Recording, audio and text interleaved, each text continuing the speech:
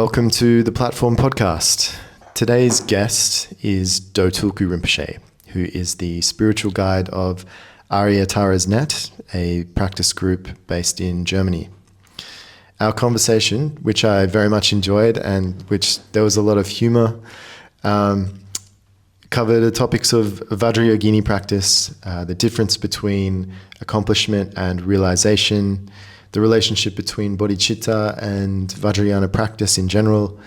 And we also spoke about great meditation masters and their stories, translation, and the difficulty around that. And we also spoke about what is mind and perceptions. Sincerely hope you enjoyed our conversation, and stay tuned for more. I wanted to have you on the Platform Podcast to sort of selfishly to continue hearing some stories about Vajrayogini. I think we spoke a little bit about Vajrayogini and shared some story. I think you shared some stories at EVAM about practitioners interacting with Vajrayogini, coming across Vajrayogini in their daily life. And I think you also mentioned that looking for a lady with the fangs and a mustache was sort of loosely based on stories around Vajrayogini.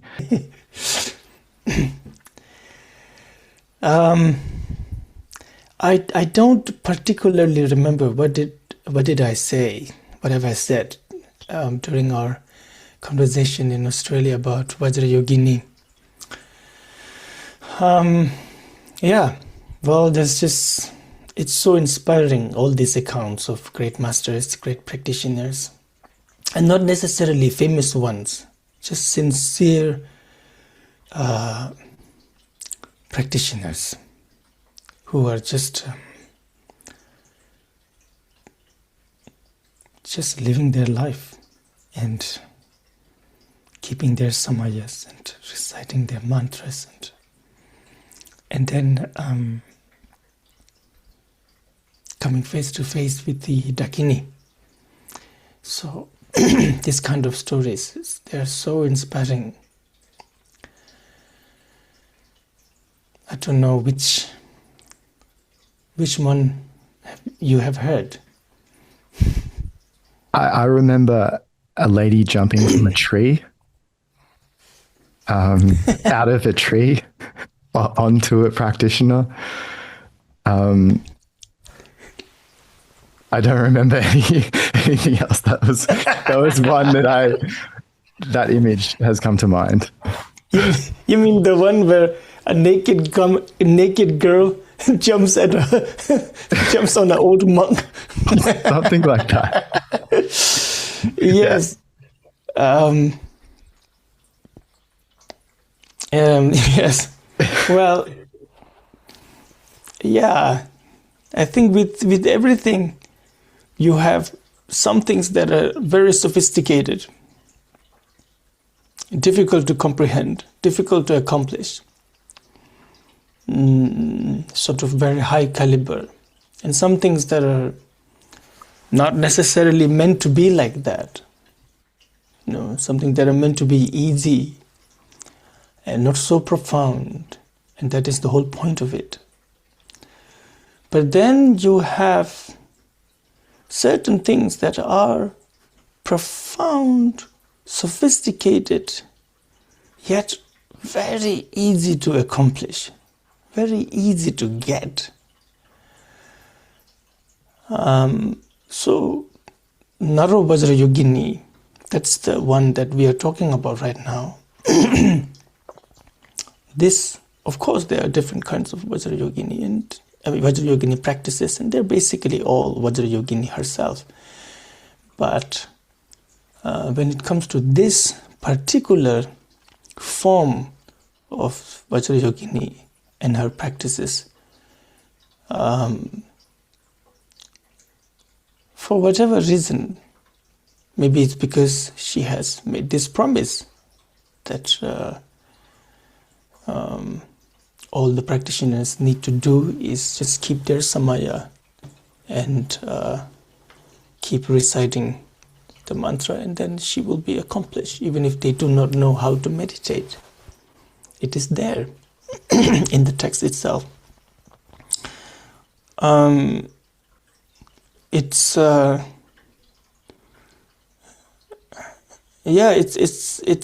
really amazing how utterly profound this practice can be, and yet how easily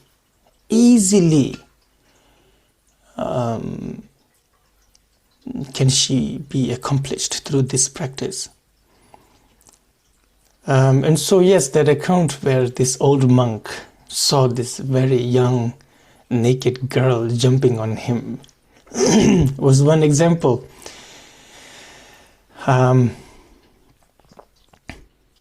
Very inspiring stories like this that tells you about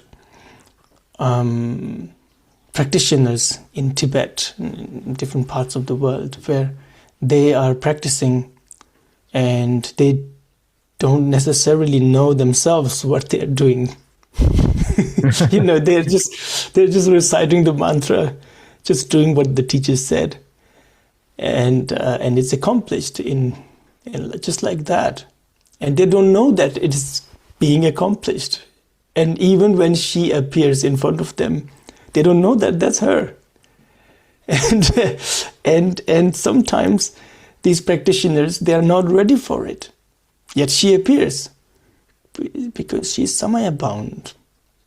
She had made this promise, I will appear. And so she appears, and all they see is this girl who seemed to have no shame because she is completely naked. She jumps on them. And at times these people, they're monks, old monks, and they're terrified. They're terrified. There's one account where this old monk, he found himself while he was practicing in his retreat place, reciting the mantra. Suddenly he found himself in a tent, in a nomad tent,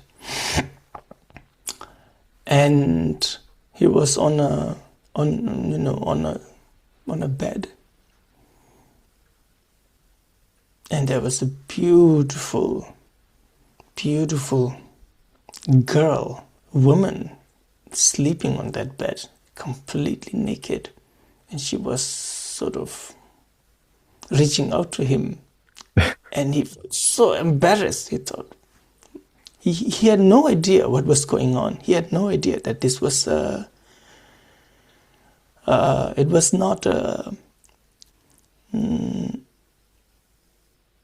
just like him being in his room. This was like a vision type, like a spiritual experience. He could not comprehend that also, when he immediately covered his eyes in embarrassment that, wow, if people see me like this, with the, if my disciples, my well-wishers who think I am a good monk sees me now in this tent all alone with this very naked woman, what would happen? And he sort of closed his eyes and really sort of said no, and suddenly it just was quiet, completely quiet.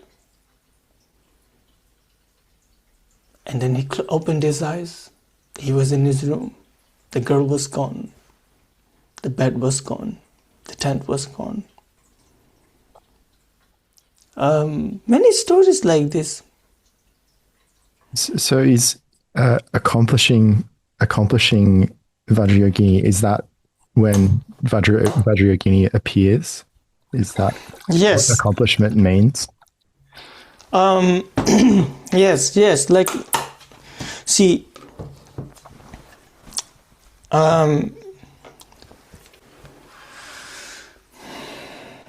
that's what I meant, that some practices, profound practices, or maybe I should say most practices, profound practices,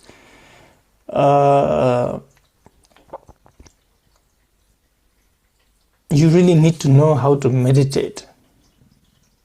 It's quite sophisticated. You can't just not know what you're doing and expect it all to work out. You kind of have to know what you're doing. Whereas this practice is like for, there are things that, I remember there used to be these series of books called something for dummies, like Tibetan Buddhism for dummies, and then it's not like they're bad, they're quite good. It could be really good, but I know this one. Read it by yourself, and it makes sense. It gets you. So this is like one of those kind of practices where the realization may come later. She might appear first, and then she guides you through the path and teaches you, and that's how you gain realization. It's right. I see. Yeah. So I think I was getting accomplishment and realization mixed together. So accomplishment and realization are different. Yeah. Not really. You're right. Siddhi. There is ordinary siddhis and extraordinary siddhi, common and uncommon. Now, the common siddhis, that one is not necessarily realization. That one is like longevity and, health, this kind of things, common siddhis. But uncommon siddhi refers to realization. You're right. Accomplishment refers to realization. But here, accomplishment is given, this name is also given to coming face to face with the Dakini also, because that's like similar to gaining realization. You're about to get it now. Right. I see. Is that because you're more likely to be led by the Dakini or introduced to nature of mind, or realize the nature of yourself as deity, that kind of thing? Yeah, you're very close. Okay. And you may not even know it yourself. Right. But is that one of those, like, it's so close, it's like your eyelashes or something like that? There's a quote where it's the realization is too close to you, so you can't see it. Or I'm not sure how to say it like that, I guess. Yeah. But that one is more in the context of the primordial wisdom and that we have is so close that it is like your own eyelash, that you just do not see it, you just see mind. Whereas this one is it's like when she appears in these forms, you're very close. You're extremely close. It's going to happen soon now. And so that appearance of her is a part of your realization, part of your siddhi.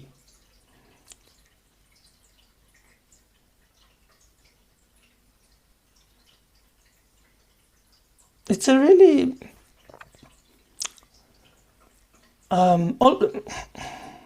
it's so profound yet so simple that it's almost it's not fair to the other kinds of practices and their practitioners. It's like that because they really need to know what they're doing. Like, this is that. I have to do now this. I don't know. This is the outer practice, inner practice, and this and that, and all the. You kind of have to know. That does sound very unfair. I wonder if you can say a little bit about the relationship between bodhicitta and Vajrayana practice.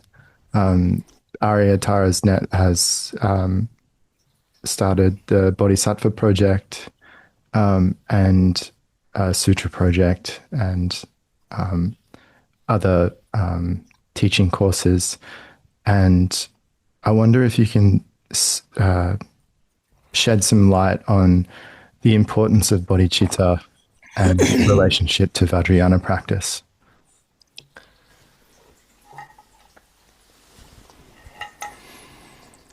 Well, bodhicitta is what makes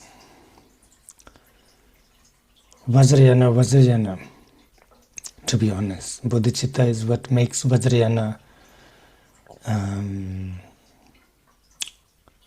a path to awakening.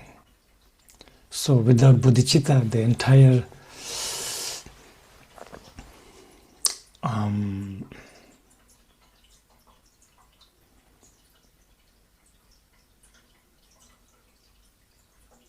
without bodhicitta, Vajrayana would be this extremely powerful force with no direction.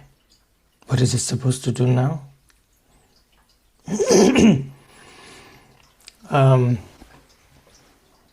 And that, I remember years ago when Rinpoche invited this scholar, Austrian scholar,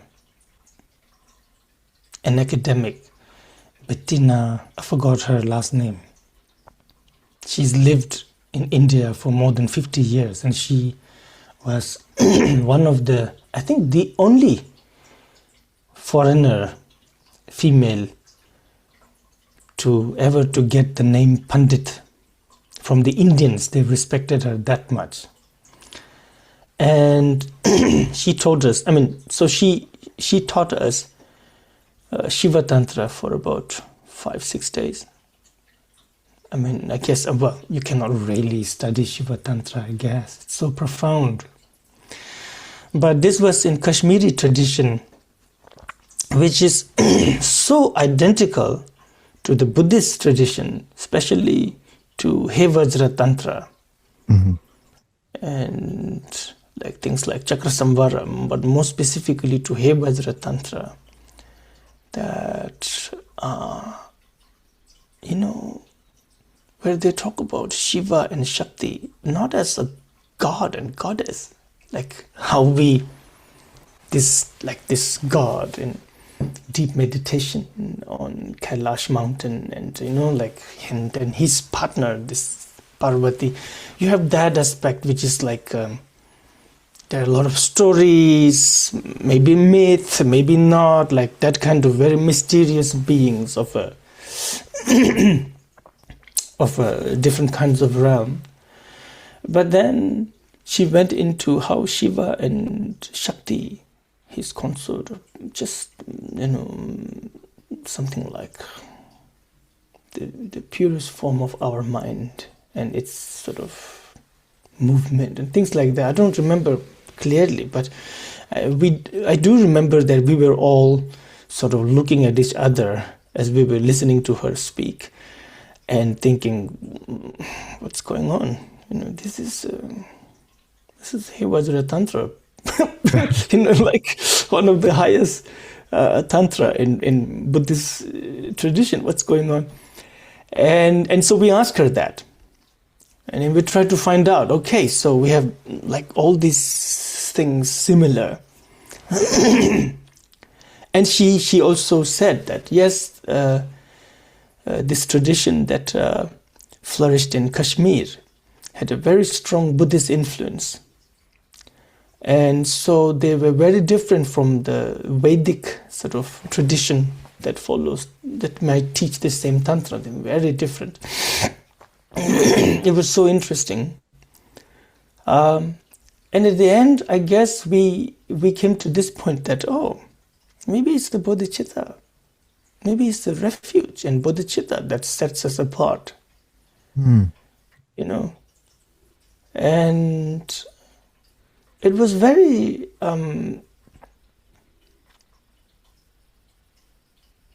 it was an eye opener, I must say. Bodhichitta, the wish to liberate beings. The wish, I mean, that sounds like you are greater than them and you are the liberator. But here is more like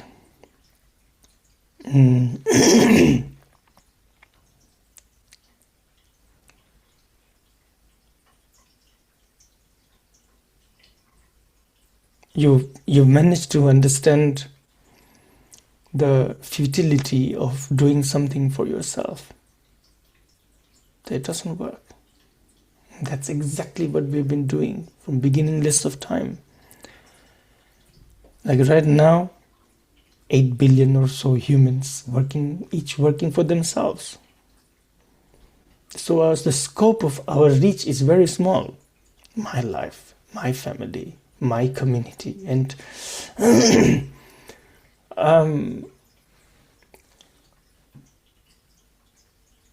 so Bodhichitta is understanding that does not work.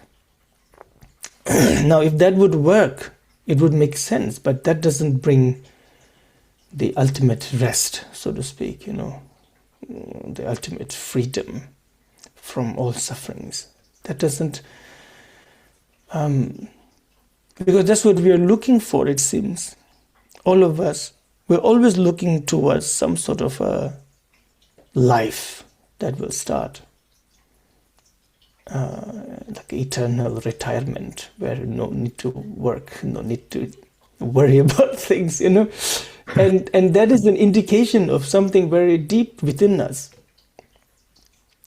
Nesting, looking for a nest, looking for a safety, looking for comfort, looking to be away from danger, to be away from pain, to be.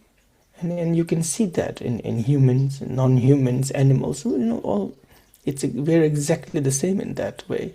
So Bodhisattva understands that, and understands that this quest has been ongoing from beginningless of time.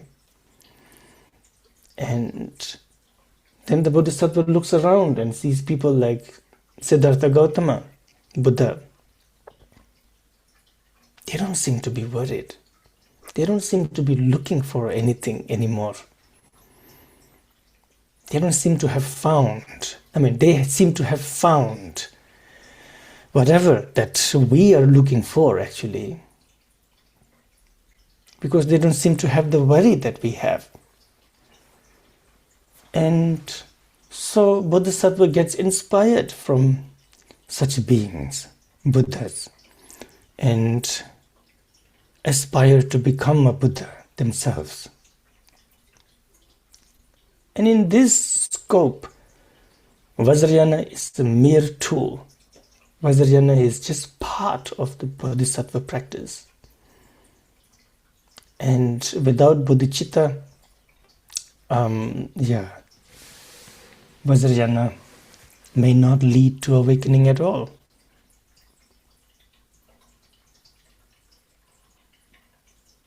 Do you think there's a lack of emphasis on teaching or training bodhicitta in modern Buddhist centers or in the modern world, generally speaking?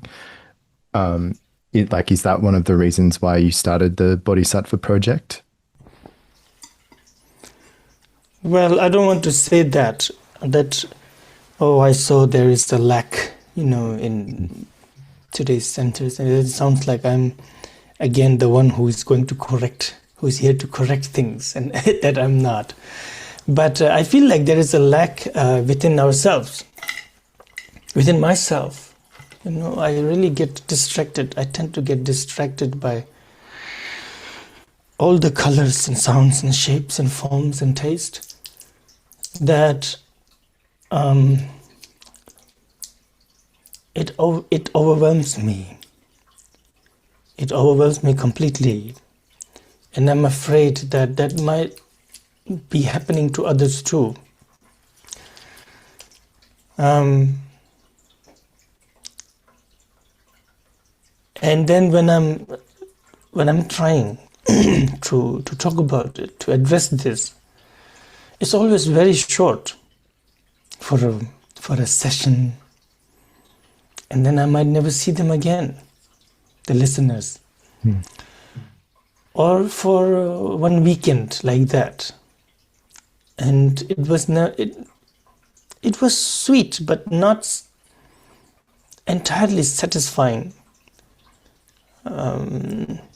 As someone who is supposed to be like delivering a message, and I felt that the message was not delivered, and entirely, that you're just reading the outline, and so Bodhisattva Project is an attempt to at least to make sure that the message is delivered, where we go through ways of Bodhisattva, stanza by stanza, and it is at times I'm afraid that maybe we're being very rigid in doing so, because that is not appealing to some people when they hear, they're going to study so slowly that it's going to take a couple of years to finish one text.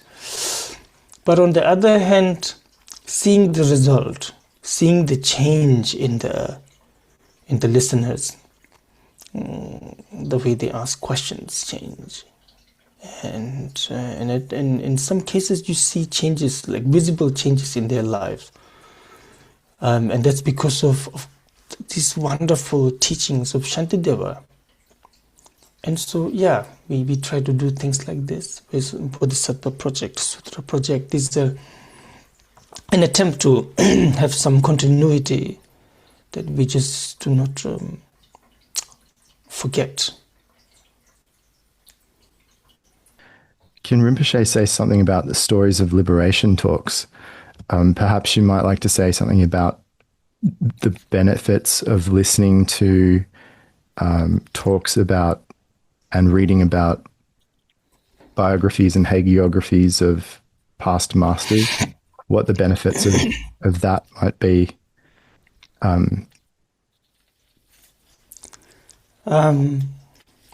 Stories of liberation. On one hand, it is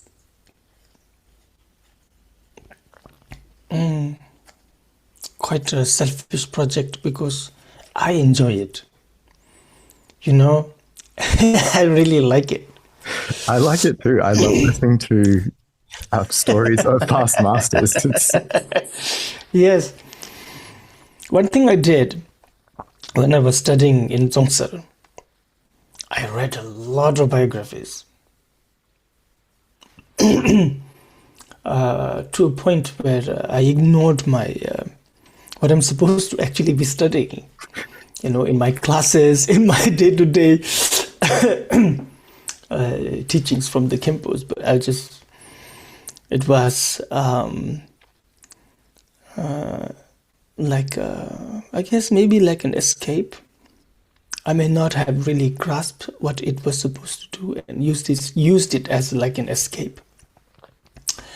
I was a comic book and a fiction reader. Novels. I used to read a lot of novels, and so but they don't really inspire you. They don't really show you. There is no direction to what you're supposed to do, where you're supposed to go. Whereas this, I found that it inspires me to a point where things that have previously may have sounded impossible for me, after a while you begin to, your notion begins to change. So that's, I think, is the main benefit of listening to these. Now, of course, ideally, if we would meet these teachers face to face, and see their qualities, that would be the real stories of liberation. That you don't need to read anything. But often we don't meet them. They're lost in the pages of history, and even when we do meet such masters, I have met such masters in my life. Many of us, like someone like His Holiness Dalai Lama, after even forget about thousands of years, even after I think 2-3 years after his passing, it will be incredible to look back and think such a man existed, that we saw such a person. And after 100 years, it would be something of a fiction to people. That, this is a, what do you call it, Tibetan biography, cannot really take it as, what does this mean? When he would speak to 600,000, 500,000 people, each person would feel that he's speaking just to them, like he has that. That their perception of the way they look at things would change, and for a moment, for a while, for a day or two, they become nice.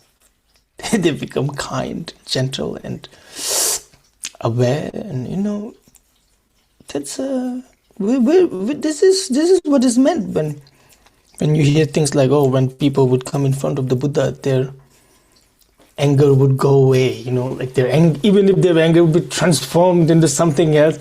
This is what it is, So the best thing would be this, that we would meet such a master, and then they would tell us all of their qualities, they tell us their stories, and we would just get inspired. Because recently I've heard Trungpa Rinpoche say that the best antidote to wrong view is a awakened being. When you meet an awakened being, a lot of your preconceptions about how things should be, they change. And then wrong views like doubts about life after death, doubts about something more profound than our existence.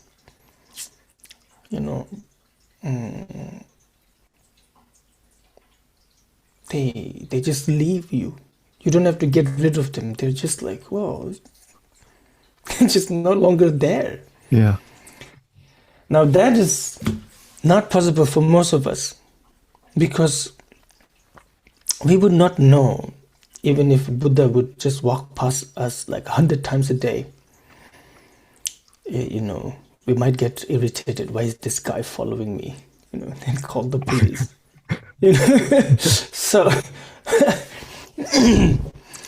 So for us, the safest is to read biographies of beings who are known to be good practitioners. The people have watched them their whole lives. People have watched them, how they lived, how they have taught, how they have practiced, and people have watched how they died. That's quite foolproof of when your best friend tells you, I can vouch for this guy. I've known him for 10 years. You believe your best friend. You believe why should he lie? If you know this guy for 10 years, that's not so. That's a sizable amount of time that during which a person might reveal their character, hopefully. So the biographies are meant to be like that. These are our lineage gurus, and they knew what they were doing, they knew what they were saying, and this is what they did, how they lived, and it's so inspiring, and it shifts your perception. I mean, with everything, if you want to be a boxer, you watch all the videos of the previous boxers. You probably have a hero like I don't know, Mike Tyson or Ali. Like their poster in your room. Yeah. And you want to know everything they said, especially about boxing, and it inspires you, makes you cry, whatever. But that's exactly like that. You're a practitioner. And so you seek out someone who also is a practitioner. And someone who succeeded, who is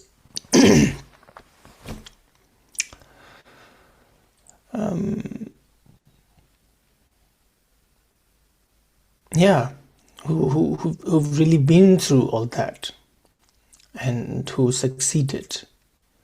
And that inspires you. And more you surround yourself with these biographies of these great beings, more all of these things become real, possible. That, oh yeah, sure, that could happen. And more importantly, yeah, that could happen to me too. That happens. And yeah, that is, practicing Dharma without really believing that it's going to work on me, which I'm afraid most of us do like that. We just do it.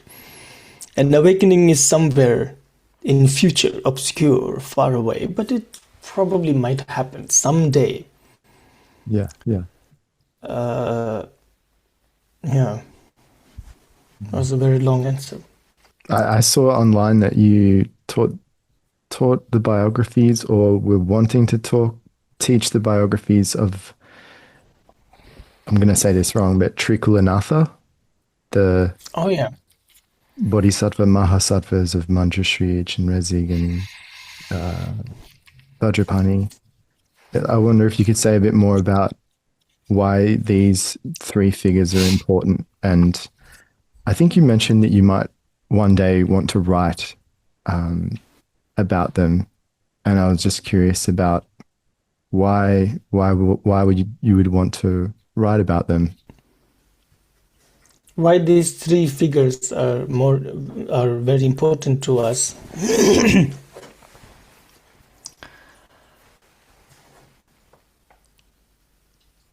Well, we know these three through the sutras. They are everywhere. Also through the tantras, they're also kind of everywhere. So in that regard, they're quite trustworthy.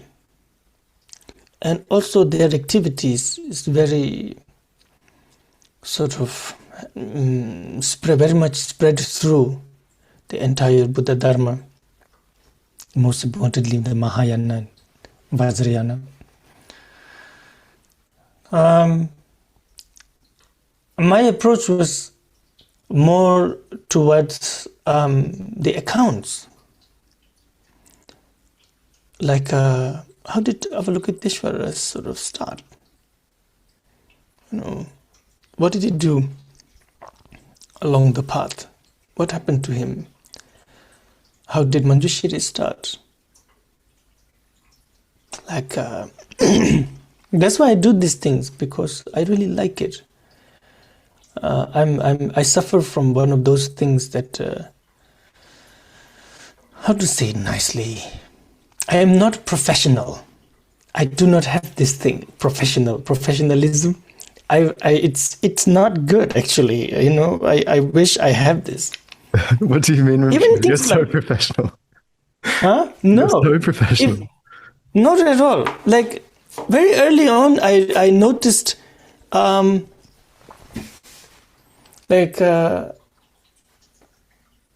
first time I noticed that was when I was working in translations, and we have this translation.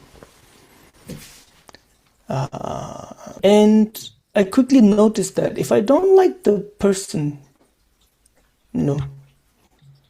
I cannot really work with that person. And every suggestion this person gives, it pisses me off, like irritates me, like, what? This is wrong, immediately I am biased. And, that's what I mean. I'm not professional like that. Whereas I see my friends who also do not like this person like that, like they also shares the same. They tell me more about what this person have said and done than I know.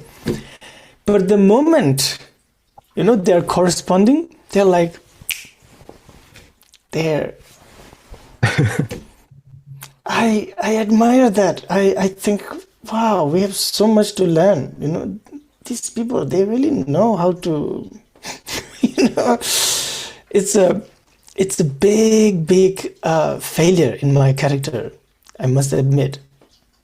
And also another thing, if I do not enjoy it, I cannot do it. I cannot do it properly. And that's another big flaw in my character. I have to like what I'm doing. At times I'm teaching and I get bored by what I'm saying. Forget about the listeners. And at times I end up apologizing, saying, I'm so sorry, and I make excuse like I haven't had my breakfast or whatnot. But, you know what I mean? So yeah. It's a big character flaw. And I've seen some masters, some teachers who are they're just, in private, they might tell you, that guy, he does some strange things here and there. But then they're so open. They're so open when they come face to face, they're just, and it works. And of course, these are your perception, your experience of them. And they're not like the same person to everyone. And then they're these, and some of them are so talented. And I've seen this teacher. Khyentse Rinpoche. Really, he, at times you would think, what's going on?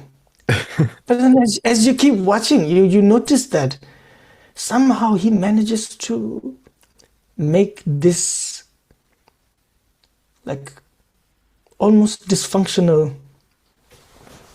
being do amazing things. He knows what they can do. I guess that's the thing. We focus on what they cannot do, what they don't do, and he knows what they can do. And I'm so inspired by that. I want to be like that. The professional thing, that was just a joke, but there's a lot to learn here. So as I was saying, what was I saying? You asked me. We were talking about the... Manjushri. Manjushri, yeah. Trikulanatha. So this really inspires me, this kind of thing. And so I want to do it. And even if like 5 people shows up, I don't much care. You know what I mean? I mean, of course, the center should run. It's not that we have to close down the center because the Lama was kind of weird and speak only what he wants to say. But there's this certain trade-offs you have to do, But like Manjushri, I have never known that many years ago he was this very young boy. I was not even aware of his own qualities. And he took a stroll with some of his friends in a garden. I guess that's what you do in those days. Go with your guy friends in a garden. I don't know. But anyway, that's what he did. It kind of sounds so strange these days. I guess we don't do that anymore, We don't. I think in India they still do it. I've seen best friends feed each other with their own hands, and there's nothing weird about it. They just, this is my best friend. Why won't I do that? And I guess they're confident enough in doing that. But otherwise, we're so afraid. But anyway, he did that with his friends, and there were apparently at that time there was also like a gathering of great bodhisattvas in that forest, in that grove, and one of the chief of these bodhisattvas, he saw this bunch of boys, and in particular he saw this one boy, and he told his friends, saying, brothers, look at them and look at him. He is special. We should bless him. We should teach him. He has a great potential. And so they sort of did something that inspires this boy to want to see them, and they came to see these bodhisattvas. And then they began to communicate, especially to this one particular boy, begin to teach him and guide him. I did not know that. That's how Manjushri started. Mm-hmm. How about that? Yeah. It's not just some orange guy holding a sword and, like always walking around like this. He's just like us. He was just like us. There was a character, there was a personality. And that's so profoundly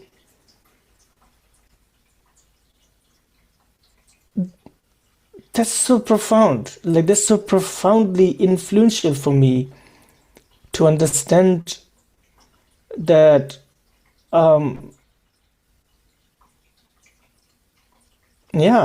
these great beings also washed their hands, did those things. I wonder if you can tell listeners a bit about 84,000 and what your role at 84,000 is. 84,000, of course. You can find the information about what it does, what it is. This is this organization established mainly by Khyentse Rinpoche and Khyentse Foundation to translate the entire teachings of the Buddha first into English and then hopefully to other languages. That's what it says. But actually, I'm no longer working in 84,000. Are you working at Khyentse Vision Project as well? Yes. Yes, I'm currently working in Khyentse Vision Project, and that's another great initiative of Khyentse Foundation. And in this, we aim to translate all the writings and teachings of Jamyang Khyentse Wangpo,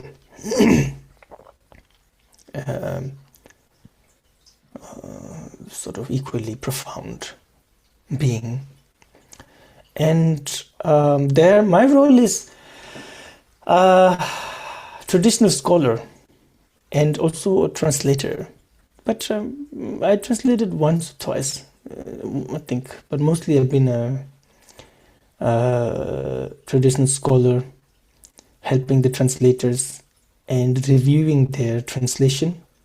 Mm-hmm. So here I want to say something that, like I said, I am like this really spoiled. I'm not professional, right? That's the word. So even working with the translators, I've noticed that many times the translators, in a published translation, they may write the name of a Himalayan person as their source, sort of someone with whom they work together with. And at times it may be correct, it may really be correct, but many times you'll find that actually their source, the names of a monk or a nun or whatever scholar, first of all, they may never even have a time to look through the translation to really know what's going on. What is this guy doing? And also the expertise. They may not even speak English well or at all. And that is very, very strange to me. They'll say something, as a traditional scholar, but they don't know how it's being translated, what is being written there. So the translator could interact with the Himalayan person in the Himalayan language, but then not have the English, the other side of things. And many times, maybe it's because no one has time anymore these days, when translators say, oh, I've been working with this and that master, scholar, whatever, it means that they were translating and then they thought, this point is not clear to me. And then they asked questions. Right, yeah. That's not how you translate. That's really not good. That's very bad. If you're honest, if you're really, really, really, really honest, sorry, I went into Norm MacDonald mode. It's very strange to me because all the podcasts I listen to are comedians. And I can't listen to people talking about just things. Anyway, so it's always danger of me slipping into that. We can slip into that if you'd like. Yeah. Maybe later. Yeah. Yeah. No. So I've been very adamant.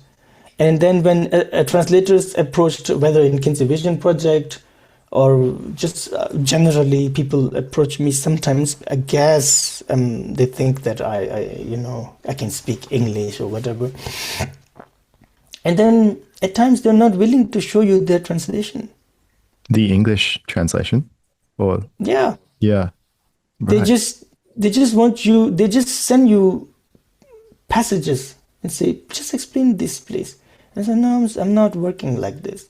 Actually, I remember there have been a couple of they're like publications. I guess we don't need to name nobody, but I remember having a long meeting with them where they wanted me to go through one text. And they have marked, I think, 7 or 8 or something, of places with the yellow, and wanted me to talk about that. But at the beginning of the meeting, I asked, can I just mention everything that I see is not, I feel like, oh, we need to discuss this, or do I just do this? And they were generous. They said, oh no, just please go ahead. And the meeting lasted almost 3 hours. Oh, wow. It was just, I think like a 1 or 2 pages long text, very small text. But then I really went through it.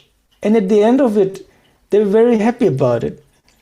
And they wanted me to sort of also work for them or with them. I don't know what it was.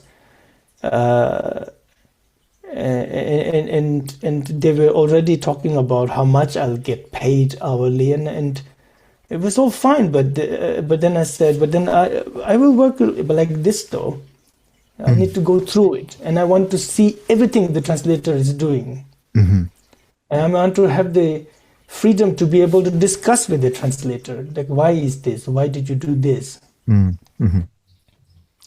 Because right now nobody is doing that. The editor is supposedly to be doing that, but most editors, they don't even know the source language. They're just correcting the English. Yeah, they're just fixing and then, oh, maybe this is too, traditional for the readers. Like that kind of thing is what they're doing. So in the end, you have a translation that is checked by nobody, actually. Is it really correct? Like do like this, Tibetan English, like 1-to-1. And I couldn't accept their proposition because at the end they said, well, we just want you to, we want you to work with us, but we just want you to explain to us whatever we don't know, and we ask you. Basically, only the yellow points and not the rest. And I had to decline. I'm sorry, guys. This is not, I'm not professional like that. So this is a big point and big issue that I see in translations these days, completely unchecked. And it influences practitioners. Oh, sure. Like in our way we study, we've been encouraged to learn the Sanskrit terms because of the various translations of things like disposition properties, sanskaras. So we've been encouraged by Trikulanatha Rinpoche to learn Sanskrit vocabulary so that we can choose for the powers with us, or the understanding is with us as practitioners about what the person who is translated the text is actually getting at. And that's been valuable because there is a lot of discrepancy, I've noticed anyway. So many, because it is not centralized. Yes. No one is really responsible about translations, and it's just everyone doing their own thing.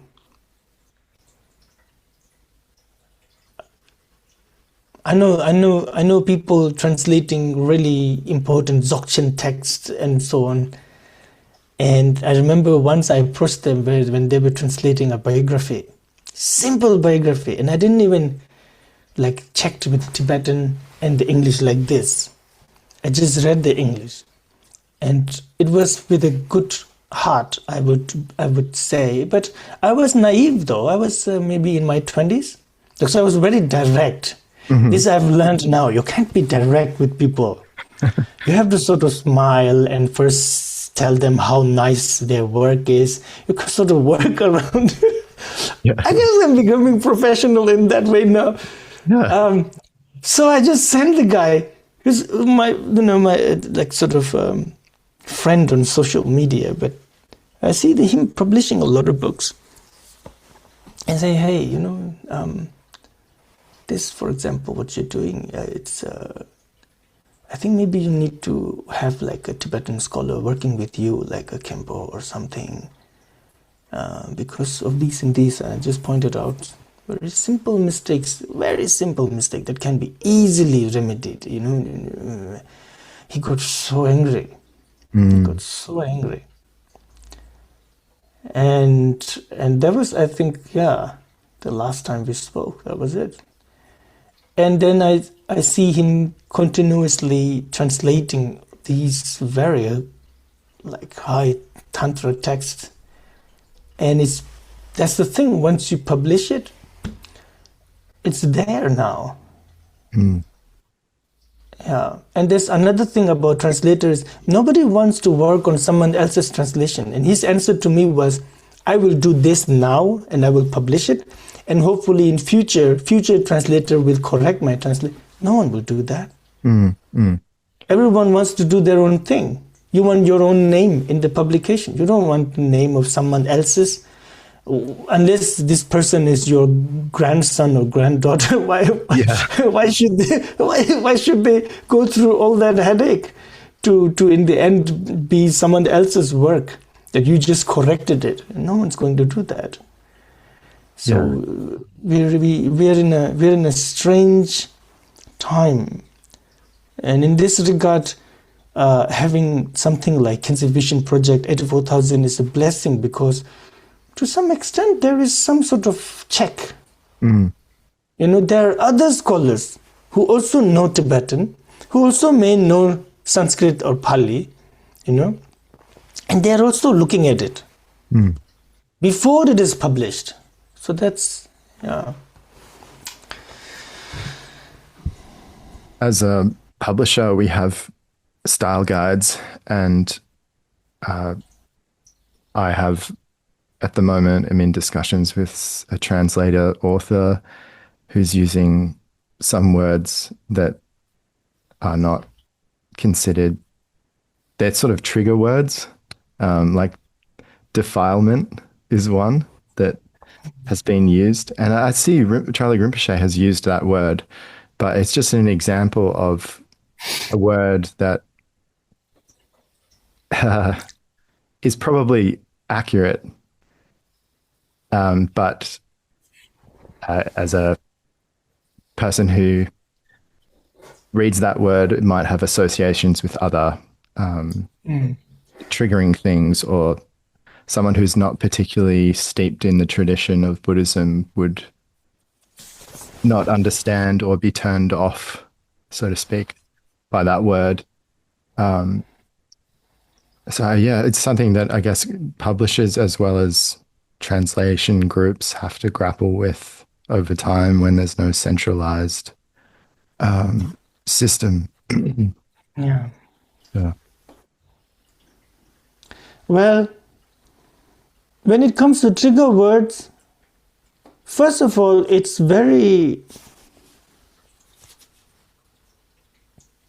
We have to be careful about not changing an entire thing just because few people does not like it.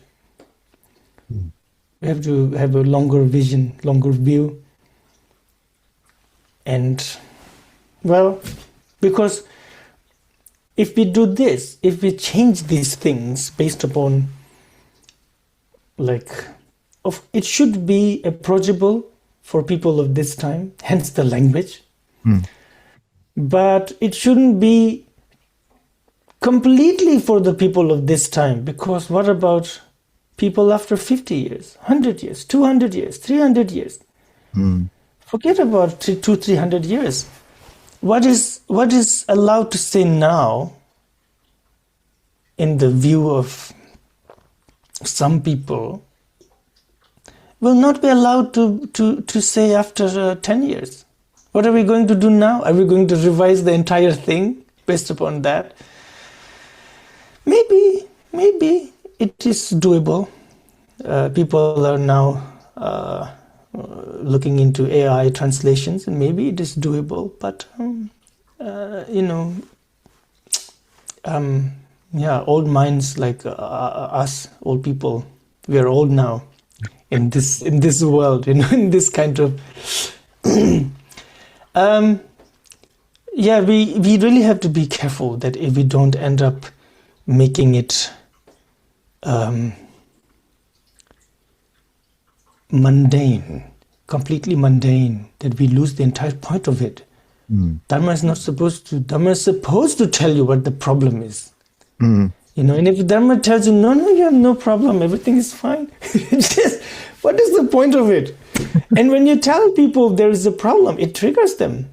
And maybe that's the point of doing that. And it might turn away certain number of people. And it has always been like that. Certain number of people will always never come or never be interested. And this is something like these days, the way we work, even within an establishment, is that, I don't know, let's say you have a restaurant and somebody have problem with your doorknob, and it may be a real problem. They're like, every time I come, they call you or write you a very long-winded email every time I come, it is painful for my hand to turn and whatever. And so you change it. And that affects everybody now.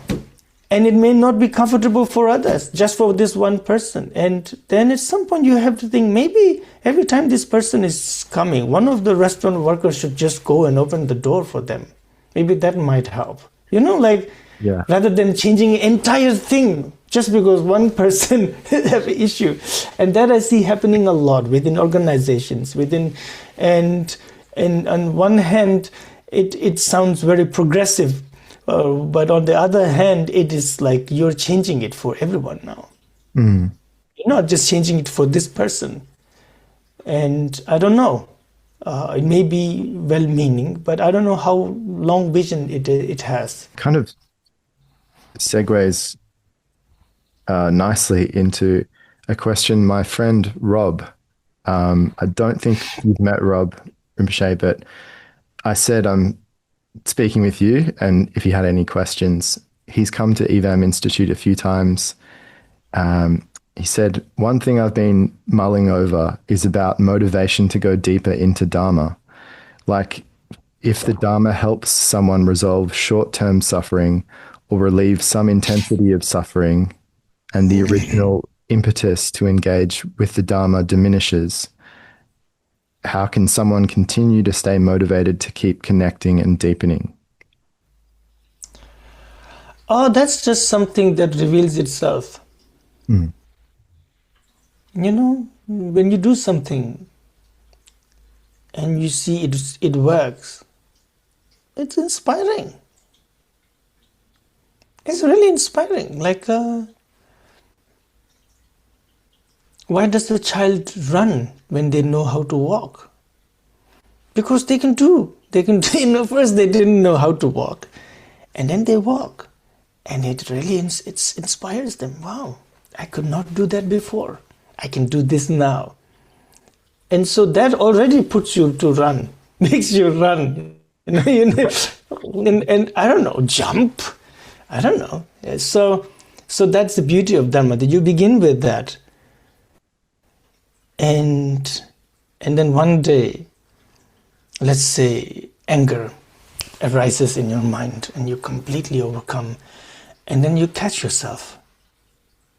There is a voice that says, this is what you're doing is not good.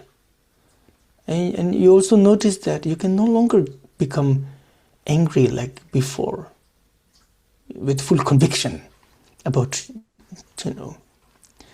and that already is like a proof that this is working. This is really working. And then you go further and further, and then of course reading this biography of great beings, practitioners, it reinforces that this is, something real. It's not just a myth or so on. I think this is something you just have to experience yourself.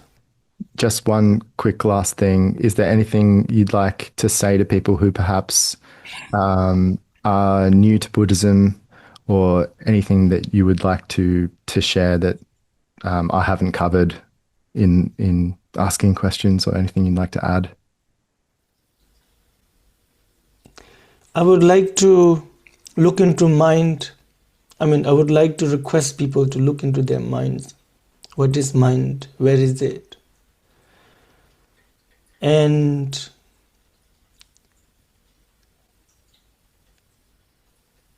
to understand that is the main point of Buddha Dharma, not things like life after death, because many people get stuck there. They say, oh, well, this part I cannot accept. That's why I couldn't. But that's just not the main part. That's just a small part. And the main thing is mind.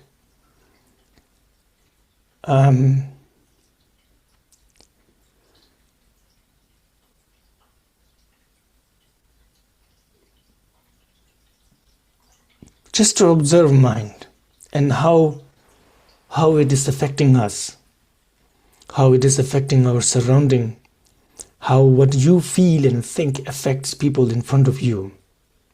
It's an amazing thing, mind and perceptions. You have a perception of yourself. You have a perception of yourself when you're alone. There is a certain thing you can do, and that you are. You're not the same person when you're in front of someone else. And when you're alone, it's a completely different experience and perceptions. And you have a perception of yourself when you're in a group of people, or when you're speaking to a group of people, or you speak differently than you would to one individual from that group, and you sort of alone. It's a completely different thing. And you have a perception of their perception of you, how they might see you. And it may be very, very different than how they actually see you. You know, it's quite an eye-opening. These are the things that we should really look into, I think. Mind. What is mind? Thank you so much, Rinpoche. You're so generous with your time, and absolutely loved speaking with you. Hopefully we can speak about Norm MacDonald another time. Oh yeah, surely. And that would be fun.